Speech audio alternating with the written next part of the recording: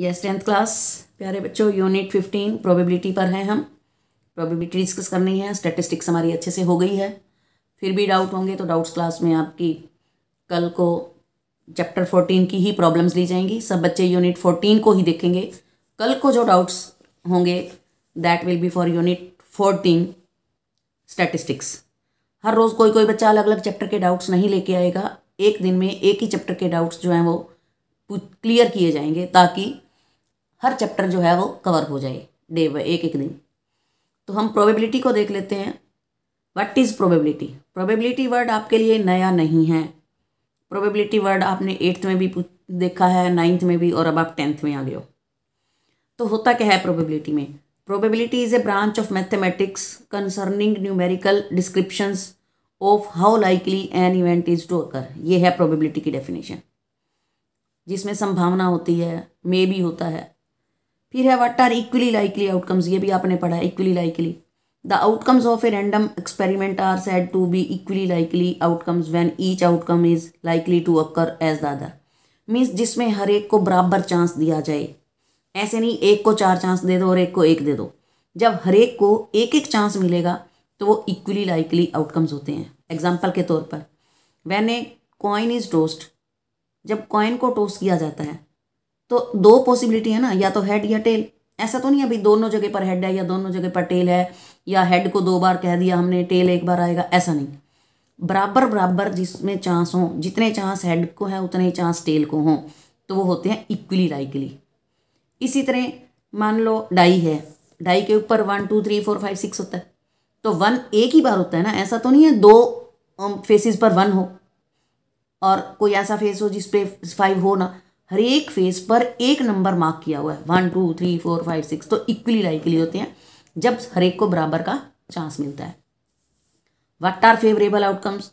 The outcomes which ensure the occurrence of an event are called favourable. हम formula लिखते हैं ना, number of outcomes favourable to e या number of all possible. तो favourable का मतलब जो उसके हक में जा रहा है, जो उसने पूछा है उसके बारे में यहाँ लिखना होता है। Occurrence for example, suppose experiment is throwing a die and event is getting even number. Means even number पूछ रहे हैं ना वो, तो ये फेवरेबल होगा। तो इवन नंबर की फेवर में कौन कौन जाएगा? 2 4 6 जाएगा ना।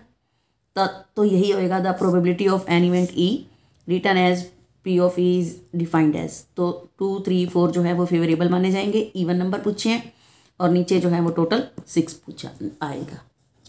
उसके बाद आता है बच्चों कि प्रोबेबिलिटी किसने बताई थी हमें।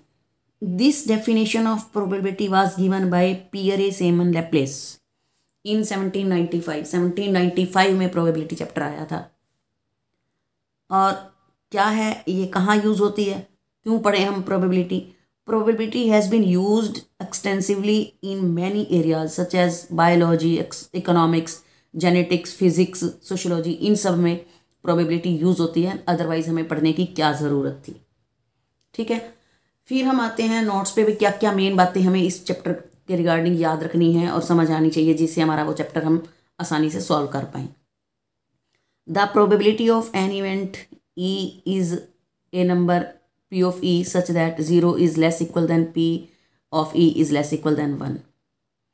कि जो प्रोबेबिलिटी है या तो ज़्यादा से ज़्यादा 0 के इक्वल होगी, या ज़्यादा से ज़्यादा 1 के इक्वल होगी, या 0 और 1 के बीच में होगी।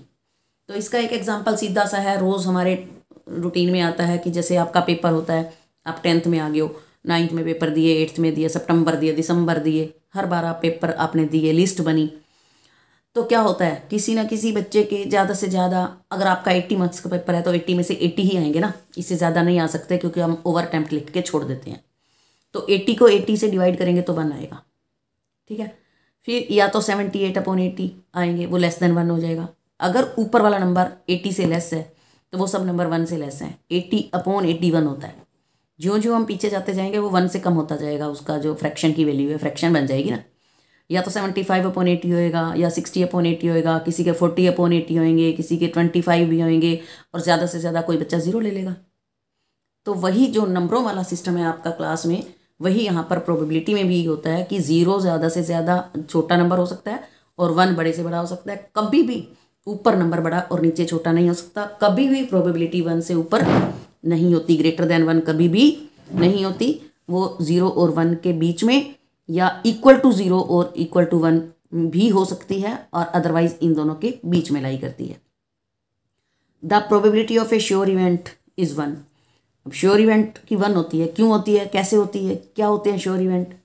ये होता है श्योर इवेंट, जैसे मान लो probability of getting a number less than 7 when die is thrown once. अगर हम एक डाई को एक ही बार फेंकें, एक ही बार थ्रो करें, तो 7 से कम आने के चांस कितने हैं? 6 के 6 चांस ही 7 से कम आने के, क्योंकि 1 होगा तो भी लेस देन 7 है, 2 आएगा तो भी लेस देन 7 है, 3 आएगा तो भी, मीन्स सारे जो चांस है वो लेस देन 7 के है। तो 6/6 1 आएगा कि 7 से कम ही तो नंबर लिखे हुए हैं उस पर।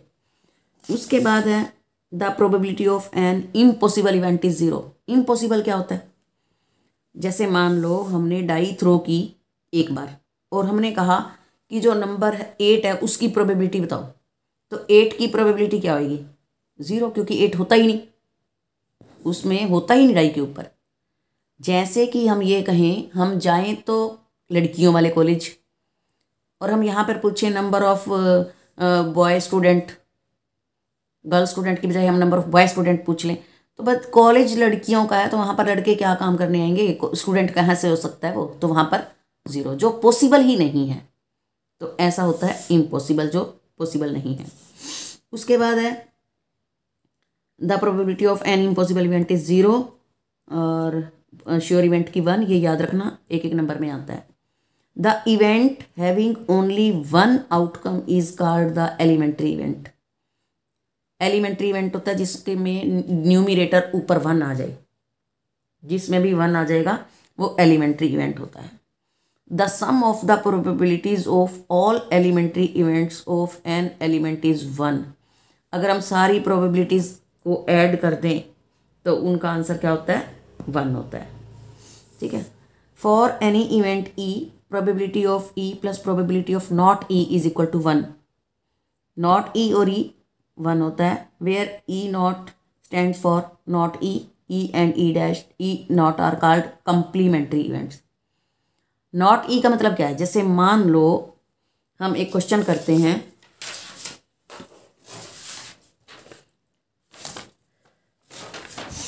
जैसे क्वेश्चन हमने किया ये, in a cricket match a batsman hits a boundary out 6 times out of 30 balls she plays, find the probability of. तो पी ऑफ ई जो है वो 6 टाइम्स है, मान लो हमने निकाला है, तो नॉट का हो जाएगा 24, did not hit A boundary, तो 6 और 24 जब ऐड होंगे तो वो 30 हो जाएगा। तो इन दोनों नंबरों का जोड़ जो टोटल के इक्वल आएगा, इसीलिए वहाँ पर कंप्लीमेंट्री कह दिया उन्होंने। तो उसको जैसे पी ऑफ ई जो निकालना है उसको पी ई से करते हैं और जो नहीं निकालना उसको नॉट ई से करते हैं। तो ये था हमारा चैप्टर नंबर 15 का सारा बेसिक। अब आप क्वेश्चन एक्सरसाइज करने की ट्राई करें, जो नहीं आएगा वो आपको समझाया जाएगा। Thank you, have a nice day.